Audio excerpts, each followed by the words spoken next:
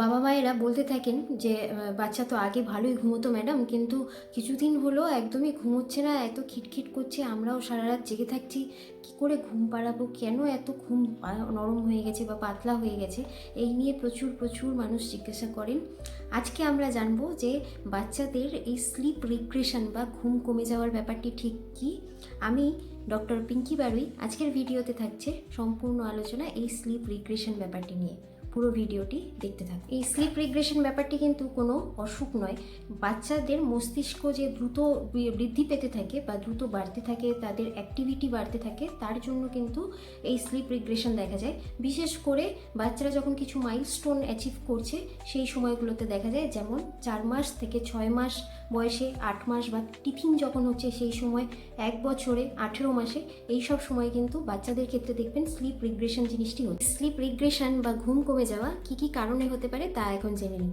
প্রথমত, বাচ্চার মস্তিষ্ক দ্রুত বৃদ্ধি পাচ্ছে, মানে যে কোনো মাইলস্টোন যখন বাচ্চা অ্যাচিভ করছে, যেমন মাউথিং করা বা মুখে হাত দেওয়া, যেমন হামাগুড়ি দিতে শেখা, যেমন বসতে শেখা, এইসব সময়গুলোতে কিন্তু বাচ্চাদের এইরকম স্লিপ রিগ্রেশন হয় বা ঘুম কমে যায়। টিথিং মানে যখন বাচ্চাদের দাঁত উঠছে, দাঁতের মাড়িতে একটা ইরিটেশন ফিল করছে, সেই সময়েও কিন্তু বাচ্চাদের এই রকম স্লিপ রিগ্রেশন দেখা যেতে পারে। আর কি রয়েছে, যে কোনো রকমের শারীরিক অসুস্থতা বা যার জন্য বাচ্চা ঠিক করে ঘুমোতে পারছে না, সেই সময়েও কিন্তু এইরকম আপনারা স্লিপ রিগ্রেশন দেখতে পাবেন। আর লাস্টলি, যে কোনো রুটিন পরিবর্তন, মানে নিয়মের পরিবর্তন, হয়তো কোথাও ঘুরতে গেছেন, কোথাও ট্রাভেল করেছেন, জায়গা পরিবর্তন করেছেন, সেক্ষেত্রেও কিন্তু এইরকম স্লিপ রিগ্রেশন হতে পারে। এদের ক্ষেত্রে কিভাবে এই স্লিপ রিগ্রেশন বা ঘুম কমে যাওয়াটাকে আপনারা ডিল করবেন, আজকে কিছু গুরুত্বপূর্ণ টিপস দিচ্ছি, আশা করি কাজে লাগবে। প্রথমতই, একটা সেফ স্লিপ এনভায়রনমেন্ট তৈরি করুন, মানে এমন জায়গায় বাচ্চাকে ঘুম পাড়ানোর চেষ্টা করুন যেই জায়গাটি বাচ্চার জন্য সেফ ফিল করাবে। একটা শক্ত তক্তপোষ নিন বা শক্ত ম্যাট্রেসের উপরে বাচ্চাকে শোয়ান। গাইডলাইন অনুযায়ী কিন্তু কোনো নরম ম্যাট্রেস বা কম্বল বা গদির মধ্যে বাচ্চাকে শোয়ানো উচিত নয়। শক্ত ম্যাট্রেসে বাচ্চাকে চিৎ করে শোয়ান বা সুপাইন পজিশনে শোয়ান। পরিবেশের মাঝখানে যাতে একদম নয়েজি না থাকে, খুব কম সাউন্ড বা আলতো করে কোনো মিউজিক চলছে এই রকম কোনো এনভায়রনমেন্টে বাচ্চাকে শোয়ানো প্র্যাকটিস করুন, এবং প্রত্যেক দিন সেম এনভায়রনমেন্ট দিন, যাতে সে এই এনভায়রনমেন্টে এলেই তার ঘুম পেতে থাকে। দ্বিতীয়ত, নিয়মিত বেড টাইম রুটিন প্র্যাকটিস করুন, মানে প্রত্যেক দিন একটা নির্দিষ্ট টাইমেই শিশুকে ঘুম পাড়ান, নির্দিষ্ট টাইমে খাওয়ানো, নির্দিষ্ট টাইমে স্নান করানো, নির্দিষ্ট টাইমে ঘুম পাড়ানো। এই নিয়মগুলো যত আপনারা মানবেন, তত কিন্তু ঠিক নির্দিষ্ট টাইমেই বাচ্চার ঘুম পাবে।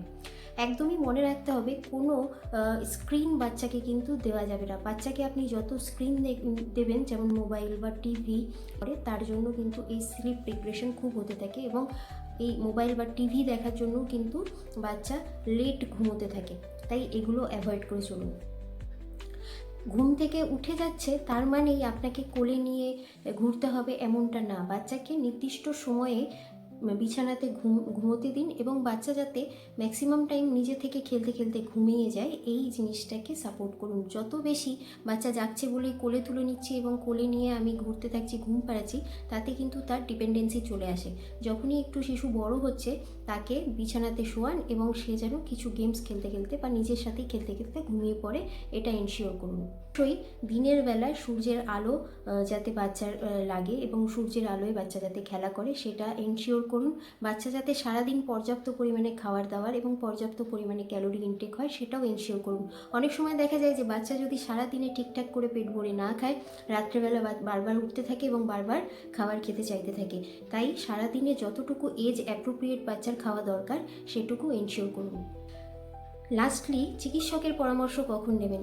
যদি দেখছেন যে এই প্রবলেমটি 6 সপ্তাহের বেশি ধরে পারসিস্ট করছে, জেনারেলি এই স্লিপ রিগ্রেশন প্রতিটি ফেজে 4 থেকে 6 সপ্তাহ অবধি থাকতে পারে। যদি দেখছেন তার থেকেও বেশি সময় ধরে বাচ্চা এরকম দীর্ঘকালীন ঘুমোচ্ছে না, সেক্ষেত্রে আপনাদেরকে চিকিৎসকের পরামর্শ নিতে হবে। আপনারা সেক্ষেত্রে আপনাদের নিকটবর্তী শিশু চিকিৎসকের পরামর্শ নেবেন। ধন্যবাদ।